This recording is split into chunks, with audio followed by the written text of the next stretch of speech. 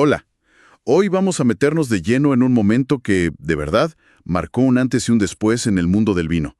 Hablamos de la cata a ciegas de París de 1976, el famoso Juicio de París. Nos vamos a basar mucho en lo que contó George M. Tabor, un periodista que estuvo ahí, presenciándolo todo. Imagínense un poco la escena. Vinos de California, que en ese momento eran, bueno, casi desconocidos a nivel mundial, frente a frente con los grandes, los intocables vinos franceses. Exactamente. Es que antes de ese día, la percepción era, digamos, muy simple. Francia hacía los mejores vinos del mundo y ya está. Todo lo demás, sobre todo si venía del llamado Nuevo Mundo, pues se miraba con bastante escepticismo, por no decir otra cosa. Así que hoy vamos a desmenuzar qué pasó realmente ese día y por qué fue tan revolucionario, usando como base ese relato de Tabor. Suena fascinante. ¿Y quién estuvo detrás de esto? ¿Quién organizó este choque de titanes? ¿Se pensó desde el principio como una competencia directa Francia contra California? Porque suena muy audaz para esa época. Ahí está lo interesante. Lo organizaron Steven Spurrier, que era un comerciante de vinos inglés que vivía en París, y su socia Patricia Gallagher, de la Académie du Vin. Pero fíjate qué astuto. La invitación original no hablaba de competencia. Decía que era una cata de vinos californianos como un homenaje por el bicentenario de Estados Unidos. La gran sorpresa llegó justo antes de empezar. Ahí se reveló que iban a incluir vinos franceses de primerísima línea y que además todo sería a ciegas. ¡Wow! O sea que no lo sabían de antemano. No. Y Spurrier, bueno, se jugó muchísimo. En Francia, digamos que lo vieron casi como un traidor. Tardaron años en perdonarlo, por así decirlo. Una jugada maestra, pero arriesgada. Y claro, para que ese resultado tuviera el peso que tuvo, los jueces debían ser gente importante, ¿no? ¿Quiénes eran exactamente? ¿Eran realmente figuras de peso en Francia? Totalmente. El jurado era la élite pura del vino francés. 9 personalidades, todas francesas con una autoridad incuestionable. Estamos hablando de propietarios de châteaux legendarios como Giscours o el Domaine de la Romanée-Conti, que para muchos es la cumbre de Borgoña. También sommeliers de restaurantes míticos de París, con 3 estrellas Michelin como la Tour d'Argent o Taillevent, críticos de revistas influyentes como Odette Kahn, incluso el inspector general de la AOC, que es la entidad que regula todo en Francia. Vaya panel, impresionante. Sí, casi todos expertos consumados, gente que sabía muchísimo de vino. Entiendo. Entonces, con jueces de ese nivel, ¿cómo fue la reacción? ¿Qué pasó cuando vieron los resultados? Me imagino el estupor. Fue un shock total.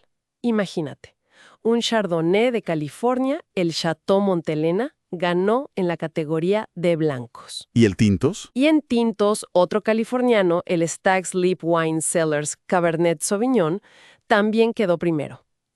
La anécdota que siempre se cuenta es la de Odette Kahn, la crítica, que pidió que le devolvieran su hoja de puntuación. No se lo podía creer, pensó que se había equivocado. Increíble. Fue la demostración palpable de que la excelencia no era exclusiva de Francia, que la calidad, evaluada sin etiquetas, sin prejuicios, podía venir de otros lugares y derribar mitos muy sólidos. Claro, el mensaje fue: la reputación no siempre lo es todo frente a la calidad real probada a ciegas. Exacto. Ese fue el verdadero takeaway, como dicen. Un golpe duro para el establishment francés, sin duda. ¿Y después? ¿Qué pasó?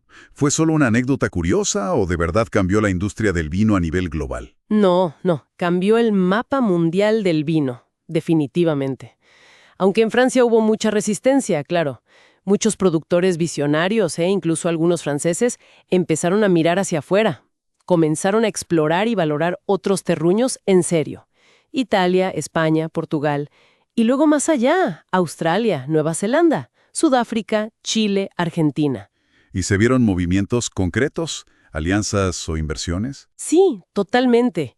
Después de 1976, vimos cosas impensables antes. Por ejemplo, la casa Rothschild asociándose con Robert Mondavi en California para crear Opus One desde 1979, o Veuve Clicquot invirtiendo en Nueva Zelanda. Mondavi también se asoció con Eduardo Chadwick en Chile para lanzar Seña en el 95, y al año siguiente Rothschild con Concha y Toro para crear Almaviva, también en Chile. El mensaje era claro.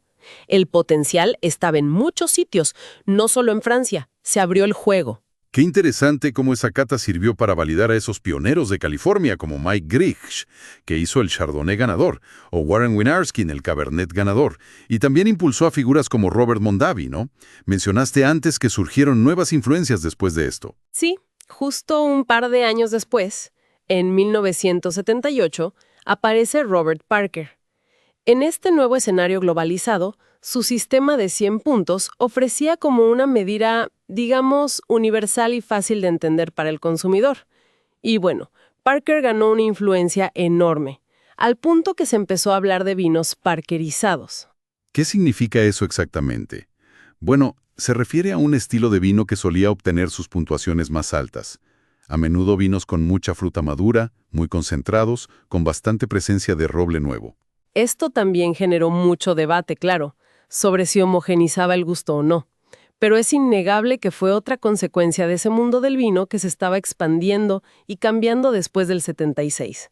Entonces, para resumir, una cata que se organizó casi de casualidad no solo dejó a todos boquiabiertos, Sino que, realmente, abrió las puertas a la diversidad global del vino y desafió esa idea tan arraigada de dónde se podía encontrar la máxima calidad. precisamente. Y creo que, más allá de los puntajes o las botellas específicas, nos deja una reflexión importante, ¿no? Nos hace pensar hasta qué punto nuestros prejuicios, ya sea por origen, por tradición, por reputación, condicionan lo que valoramos o incluso lo que percibimos. El juicio de París es un recordatorio potente de la importancia de tener la mente abierta, de estar dispuestos a encontrar la excelencia donde quizá menos la esperamos, incluso si eso significa desafiar tradiciones muy establecidas. Una lección que va mucho más allá del vino, sin duda. Muy interesante.